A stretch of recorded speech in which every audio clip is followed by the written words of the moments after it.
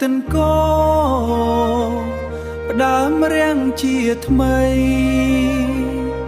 រៀមនឹកអាល័យអាល័យដល់រូបជីវ៉ា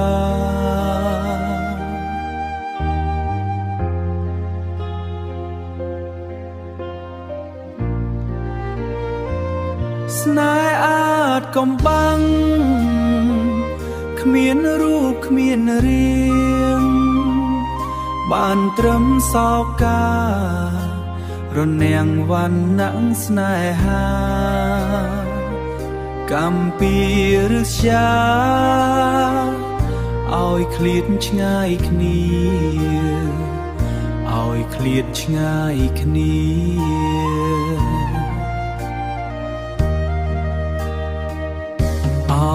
កំបាំងស្នេហ៍ខំថែប្រែជាអង្សា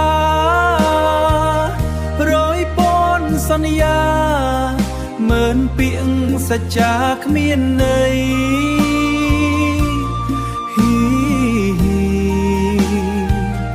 បានត្រឹមខកចិត្តបានត្រឹមអតីត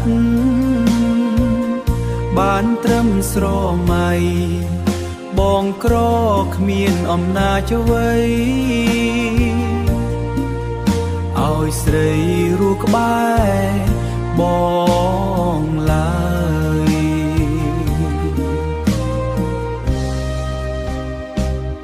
អង្គជំនឿហើយខ្សោយកម្លាំងនឹងបន្តលែងតាមអង្វរសុខចិត្តជាប់ឈ្មោះសាវ៉ា